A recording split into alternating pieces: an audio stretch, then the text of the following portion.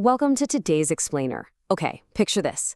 Have you ever felt totally baffled watching a reader who, by the way, knows the alphabet absolutely perfectly, just kind of guess at words when they're reading a book?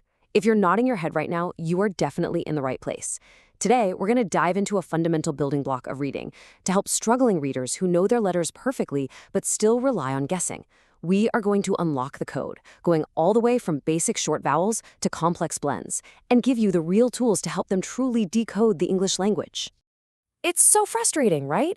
You sit down together, you're ready for a great reading session, and you watch your bright, capable reader look at a super simple word, and they just guess the vowel sound based purely on the very first letter. Suddenly, a simple word like bat becomes bed, and then of course comes that painfully slow self-correction. You know they're smart, you know they've been practicing hard, so why on earth is this specific disconnect happening? Okay, let's dive into this. Here is our 6-part roadmap to untangle this frustrating reading web step by step. We'll cover 1. The guessing game, 2. The root of the problem, 3. The closed syllable solution, 4. Testing with nonsense words, 5. Mastering longer reading blends, and finally, 6. The 3-step fix. All right, section 1. The guessing game, decoding text actively. We're digging beneath the surface here to figure out why this specific disconnect happens despite the child knowing their letters perfectly. The reality is simple, but a bit counterintuitive. Knowing the alphabet perfectly does not equal decoding text actively. They can point out a B or an A by itself without missing a beat, but the moment you push those letters together, the active decoding process just shuts down. And that guessing engine, well, it kicks right into overdrive. Moving to section 2, the root of the problem, singing ABCs versus reading. First off, I want to assure you right out of the gate, this is a completely normal hurdle in a child's reading journey. But what's really interesting here is the clear distinction between these two skills.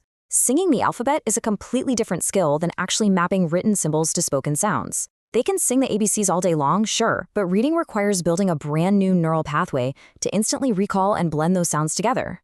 Which brings us to section 3, the closed syllable solution, the foundational block. This is the foundational building block of reading the English language, and it's our immediate treatment for this guessing habit. But what does a closed syllable actually mean in plain English? It's quite simply a syllable with one single vowel that is closed in by a consonant right after it. I want you to literally picture that final consonant as a shutting door, or like a solid brick wall. That wall literally forces the vowel to make its short sound. It's an incredibly reliable rule. Let's break down this simple consonant-vowel-consonant pattern in action. Take the word cat. Notice how that single vowel A is just sitting right there in the middle, and the consonant T comes directly after it. That T is acting exactly like that brick wall we just talked about. It's directly blocking in the A, forcing it to make that short sound. No guessing required here, just pure structure. Let's move on and see how this builds. Look at hen. It's a completely new word with different letters, but guess what? The exact same mechanics apply. That N acts as a wall that closes in the single E, making it say its short sound. And I really want to highlight this. If your reader frequently confuses short E and short I, which, by the way, is so incredibly common, like saying hin instead of hen, this closed syllable structure is the exact spot to focus your energy. The rule is simple. Decode it, don't guess it. Let's shift into section 4, testing with nonsense words, proving active decoding. So, we use a specific diagnostic test to prove true reading is actually happening. Check out this kind of silly, completely made-up word, fut. You are definitely not going to find this in a dictionary, but the closed syllable rule still perfectly applies. The T closes in the U, forcing that short sound. If a reader can conquer a nonsense word like fut, it proves they truly own the rule. They aren't relying on whole word sight memorization anymore. They are actively decoding. Now, to get them to that point of total confidence, they need clear, consistent practice using reliable keyword anchors. A for apple, E for edge, I for itch, O for octopus, U for umbrella. Providing these specific keyword anchors gives your reader's brain a reliable mental filing cabinet. The exact moment they get stuck on a vowel sound, they just reference the cabinet and pull out the correct short sound. You might be wondering, why are we obsessing over this one specific rule? Well, get this surprising fact. Closed syllables make up roughly 50% of all syllables in the English language. Half.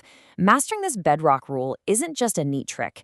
It is all about efficiency and consistency. If they own this single concept, they literally unlock half the language. Okay, section 5, mastering longer reading blends, tackling bigger words. This is where all that foundational mastery pays off. It's an absolute prerequisite for advancing to bigger, more intimidating words. Without the closed syllable rule, reading fluency just drops the second word length increases. But look at napkin. Sure, it looks intimidating, but it is literally just two closed syllables pushed together smoothly, exactly like Lego blocks. Nap and kin.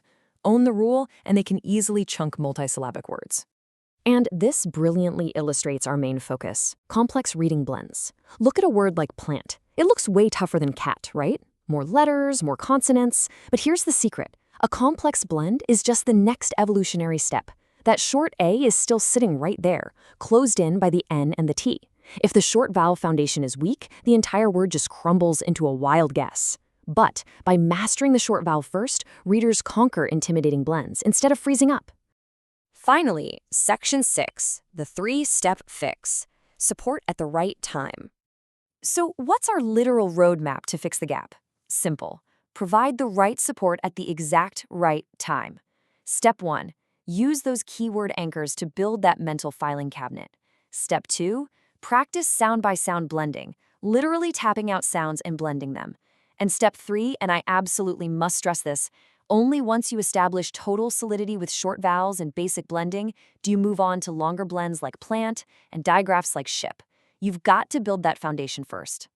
Reading struggles are so real, but I promise you they are absolutely fixable when you apply structure over sight memorization. So I want to wrap up today's explainer by leaving you with this empowering and maybe a little provocative thought for the next time you sit down to read together. Is your reader just guessing from the first letter, or are they truly reading the code? Use the tools we explored today, stop the guessing game, and unlock the whole world of reading for them.